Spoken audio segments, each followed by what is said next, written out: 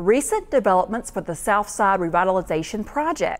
The buck starts here for the 2011 paving season, and cruising Durham streets is not just something done in cars anymore. We invite you to join us now as we take you inside City Hall this week.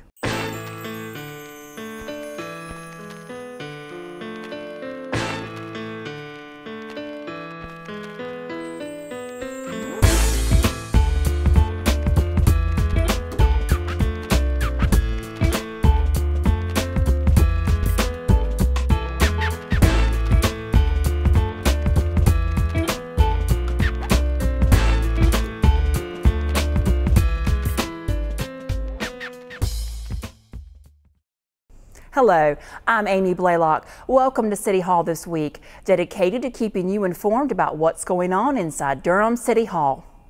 Durham's Southside and Rolling Hills revitalization project is set to move ahead, with the support of the City Council behind it.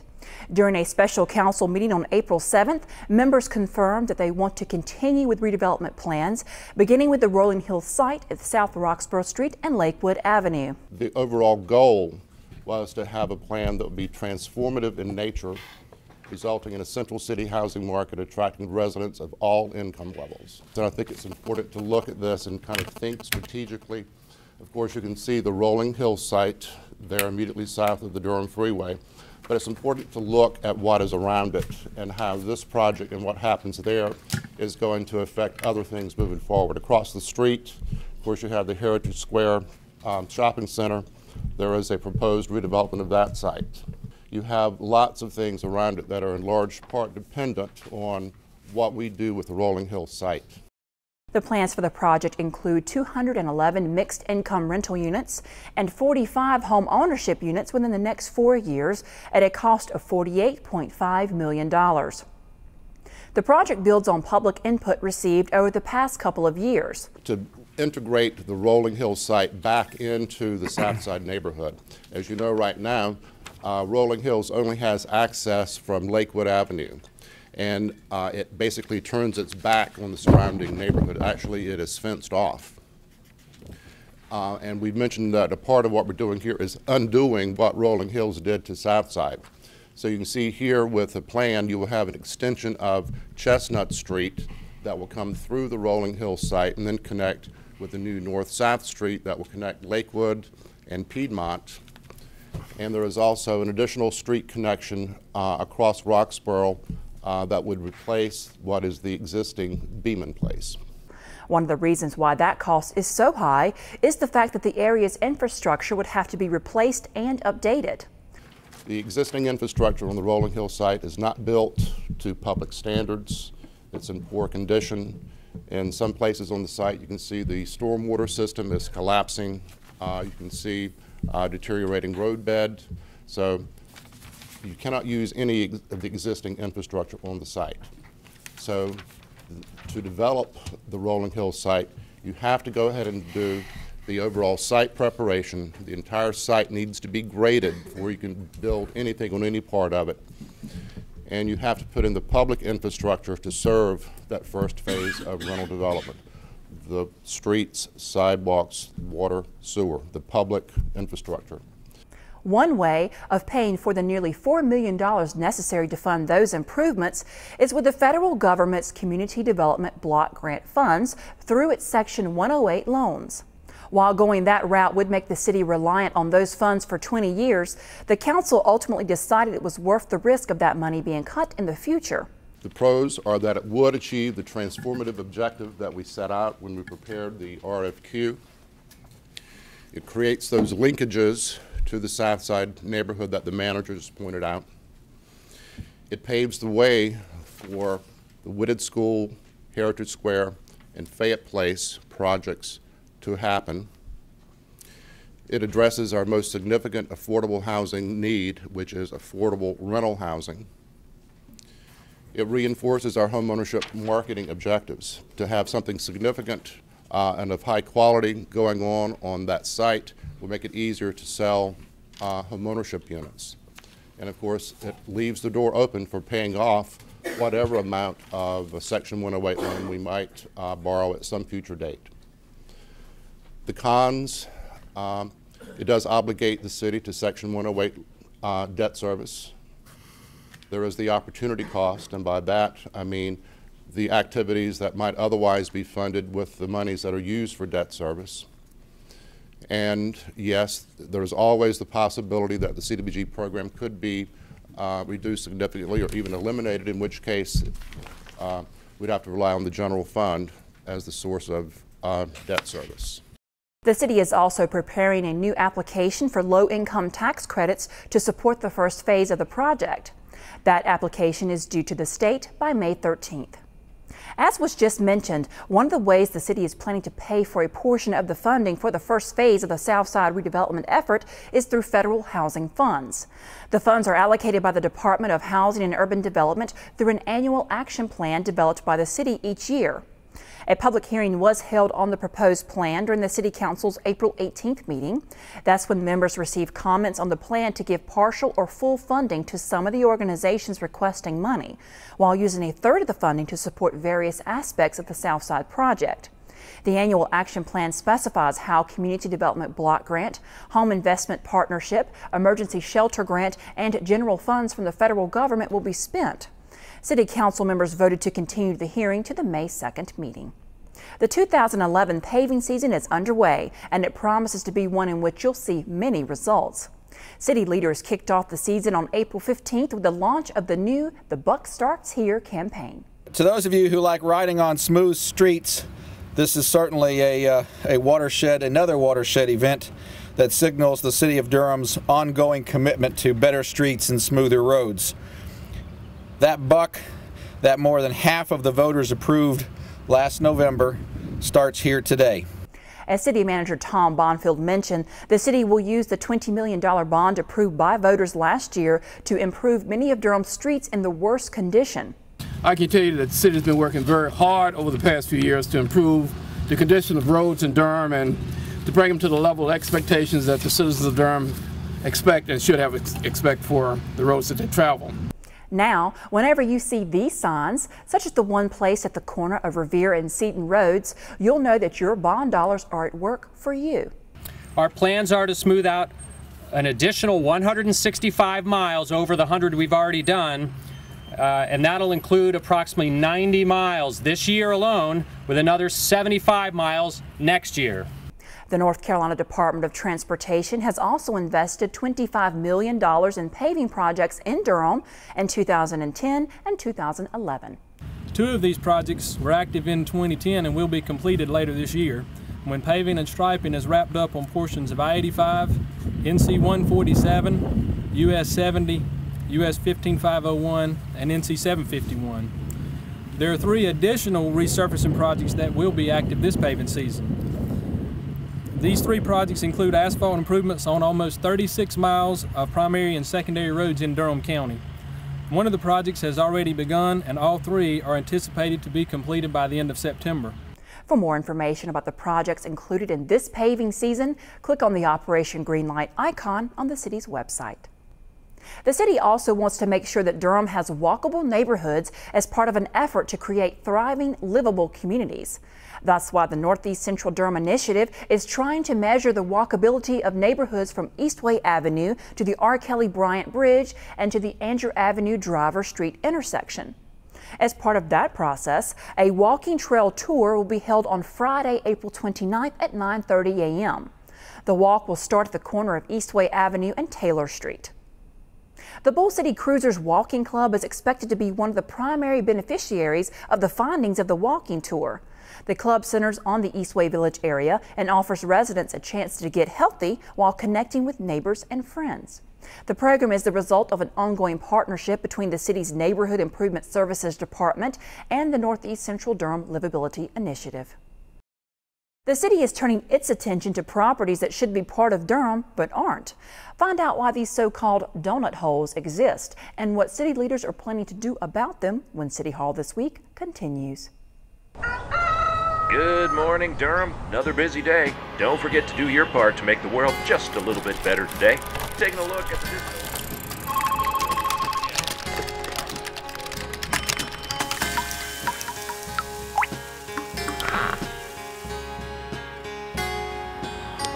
Learn how to go green at Durham's Earth Day, May 1st from noon to 5 at Durham Central Park in downtown Durham. For more information, visit durhamearthday.org.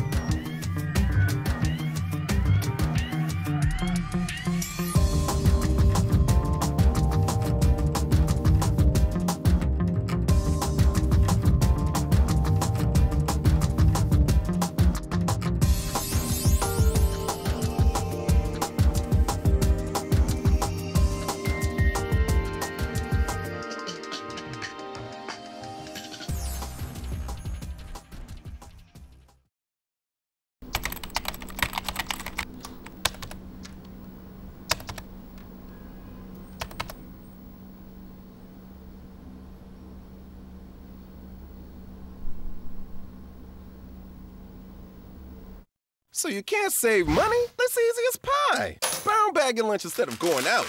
$6 save times 5 days a week times 10 years is $21,000. That's a lot of lettuce. Small changes today, big bucks tomorrow. Feedthepig.org. Welcome back.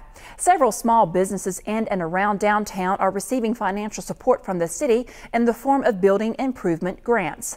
The Community Reinvestment Association of North Carolina will receive $75,000 for a building renovation project at 1201 North Roxborough Street. The project will remodel a distressed residential building to create 1,500 square feet of commercial office space. When complete, all four corners of the North Roxborough East Gear intersection will have been upgraded. ClearSense Properties will receive $75,000 for a building renovation project at 502 Rigsby Avenue. The project will renovate the one-story building and add a second floor to produce 12,000 square feet of usable space. And a $75,000 grant will help to renovate the building located at 300 East Main Street. The project will improve and restore the vacant designated historic building, providing 21,000 square feet of retail and office space. The owner would like to see a casual food service business move into the building. In another effort to further foster downtown development, the City Council is considering whether it should approve the establishment of a business improvement district in downtown. That designation would allow both commercial and residential property in downtown to be taxed an extra 7 cents per $100 of assessed value. The district being considered is generally bounded by West Trinity Avenue to the north, Highway 147 to the south, Buchanan Boulevard on the west, and the Golden Belt Complex on East Main Street on the east. The money generated by the tax would go toward providing services for downtown that are generally not needed in other parts of the city, such as for appearance and maintenance. Dozens of people voiced their opinion on the proposed district during the council's April 18th meeting. Downtown Durham Incorporated says the creation of the district is needed to help revitalize downtown and ensure its long-term economic vitality. City Council members voted to continue the hearing to the May 2nd meeting. What do you call dozens of properties that are surrounded by the city limits but are not part of the contiguous city? Donut holes, and city leaders are looking into whether they should be annexed. These parcels are called donut holes and are located throughout Durham. We have 44 of these separate donut holes that comprise 753 total acres, and they, as I mentioned, range quite a bit in terms of characteristics, but in terms of size, the largest is 262 acres and the smallest is 261 square feet. The total assessed tax value is $71.4 million, which would return just shy of $400,000 to the city for real estate taxes alone at the current tax rate. These donut holes exist for a variety of reasons. Most notably, they can get surrounded by other property that annexes, and then you'll have a parcel that just remains undeveloped or sparsely developed, and because that owner does not necessarily seek any direct city services requiring an annexation petition, that property will just sort of sit there. The city does have special charter sections that apply to these areas in addition to the general annexation authorities given by the state. Specifically, our charter gives us some special authority with respect to these donut holes so that we don't have to use the standards and services method of calculating eligibility.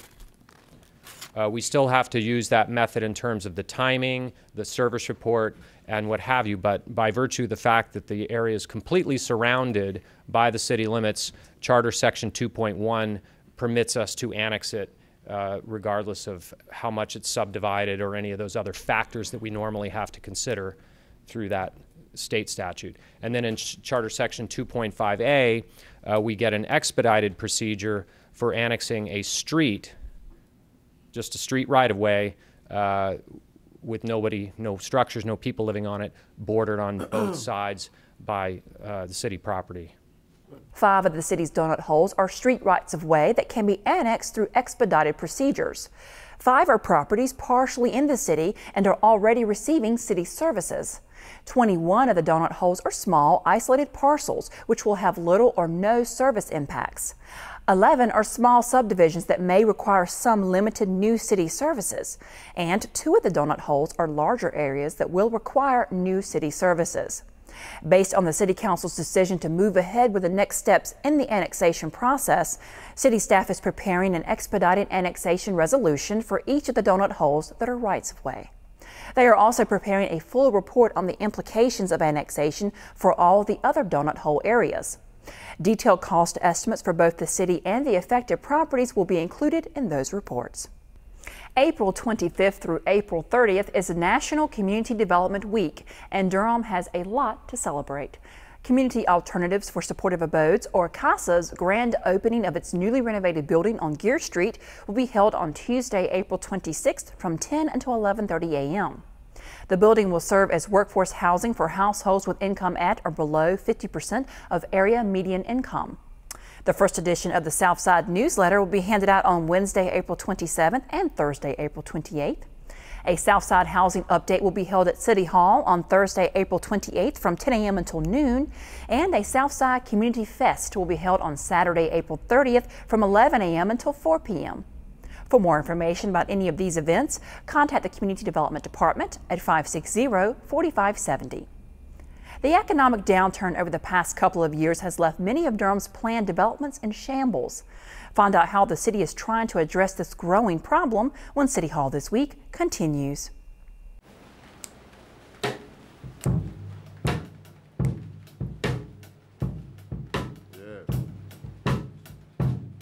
That's it.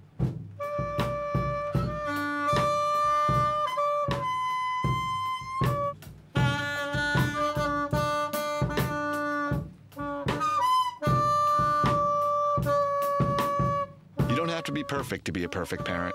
When you adopt a child from foster care, just being there makes all the difference. Stop. Don't throw it away. Recycle it, Durham. Simply by placing all your household garbage, such as plastic bottles, cans, and outdated phone books, paper product, glass bottles and jars, and other recyclable items into your blue curbside bin. Not your trash container. Recycling products protects Durham's environment and provides thousands of jobs all across North Carolina. To learn more, visit our recycling quick tips at durhamnc.gov.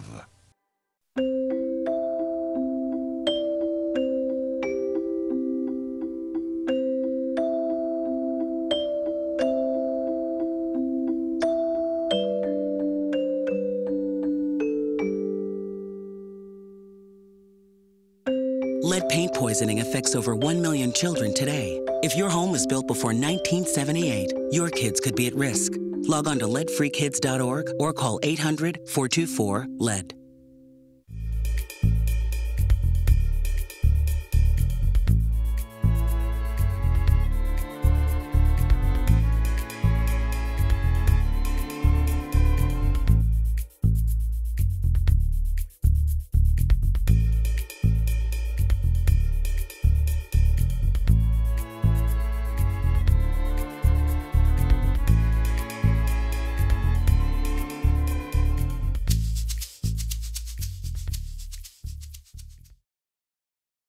Welcome back. The city is becoming more aggressive when it comes to dealing with struggling or failed developments. During its April 7th work session, the City Council received a report on the high number of these developments from the Public Works Department. As Engineering and Stormwater Manager Ed Venable pointed out, Public Works is usually responsible for inspecting developments as they progress, typically looking at the infrastructure side. That's water lines, sewer lines, storm drainage devices, roads, and sidewalks. Ideally, a development progresses, they put in the underground items first, typically water lines, sewer lines, storm drainage, and then they'll begin to start building houses, and then the roads and sidewalks come later. Venable says the developers often have cash flow problems and can't get everything built before they need to sell some homes. So they'll come to us and we will provide them an option. Rather than constructing the sidewalk, they can put down a construction surety that we will hold as a pledge that they'll eventually build that and complete the project. With the 2008 economic downturn, many of the developments are struggling or have failed. Those projects have been divided into 4 categories. Our first category is one that's called, we're calling a restructured development. Basically, that's one that has gotten back on its feet and somebody is actually moving forward and the project seems to have turned around. Our second category are monitored developments. These are ones that there's no work going on, folks aren't responsive, things are at a standstill. We're starting to have conversations with the holders of the construction sureties. Our hope is that someone will step in, take over the project, and we can put them back up into that restructured category that's successful. But oftentimes these developments begin to struggle so much so that we have to put them in our category 3, which we're calling struggling developments, ones where we're actually negotiating with the holder of the construction surety. City staff offered its recommendation for how these situations should be handled, and during its April 18th meeting, the council agreed. In that we would step in with the available funds, but we would make an inventory of what needs to be done. We would sit down with the property owners, tell them that this is the funds we have available, this is the work that needs to be done, there may be a shortfall, and we get their buy-in to help with funding that remaining work through an assessment. And then we would go through and Public Works would contract the work out, proceed, get the infrastructure put in place, and then come back and assess the owners of the property within the development to complete to collect the funds that were short. The department is also recommending that the city consider making a financial contribution to the overall cost of completing the project, possibly around 10%. Venable says any work by the city to get the developments moving forward would be done in coordination with the property owners within the developments. And as we talked with the citizens, we would chat with them about the priorities. There are going to be items that are just critical that just have to be done. Particularly getting the street so that it's passable, getting the stormwater devices into place. There may be items that are not critical, such as a sidewalk. We would prioritize that work and put that forward to the citizens. There's also an option where we could say, we'll move forward with this work now and take care of the critical things, and then at a later date come back and maybe take another look at doing those non-critical items that are nice to have, the sidewalks that may or may not be there once we get the critical work done. City staff will be coming back to the council over the next several months with frequent updates on how the individual developments are being addressed. A new study will soon assess the water supply capabilities of the partners within the Jordan Lake Regional Water Supply Partnership. Since Durham is the lead agency for the partnership, the City Council approved an assessment of the current abilities of the region's water providers to transfer treated drinking water from one system to another. This information will be used to support the needs assessment portion of the Regional Water Supply Plan currently under development.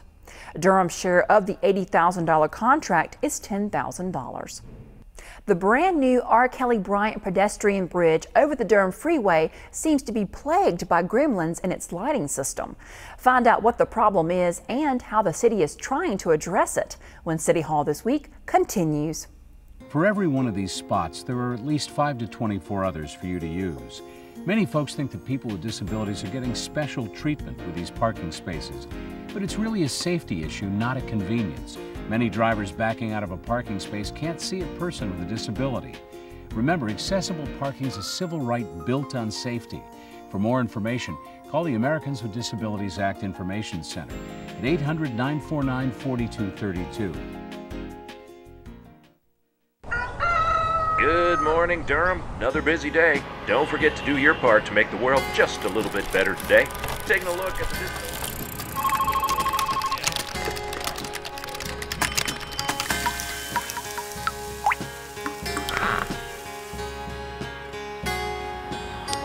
Learn how to go green at Durham's Earth Day, May 1st from noon to 5 at Durham Central Park in downtown Durham. For more information, visit durhamearthday.org.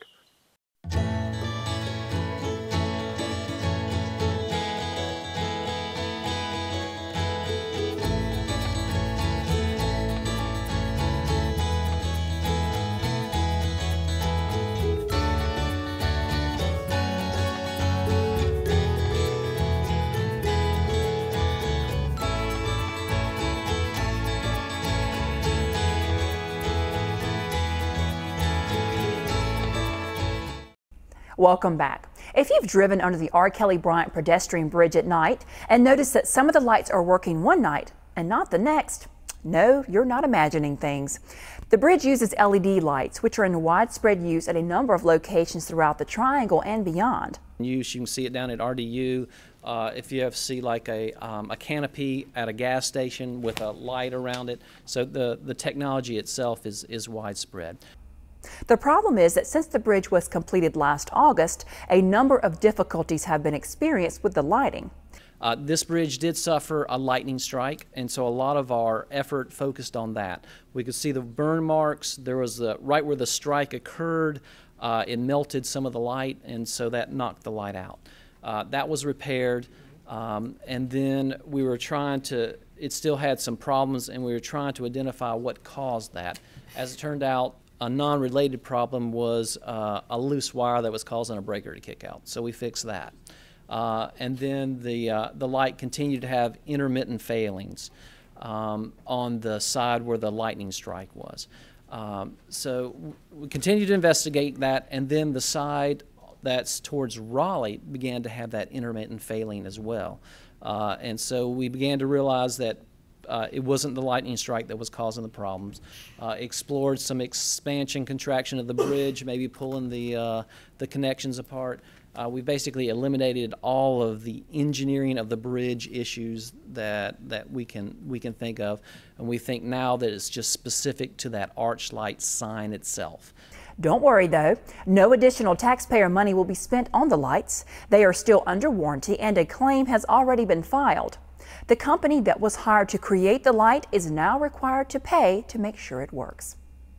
If you're looking for a fun way to find out how you can do more to go green, you'll want to make sure you attend this year's Earth Day Festival in Durham. The event will feature activities and ideas for the whole family and will be held on Sunday, May 1st.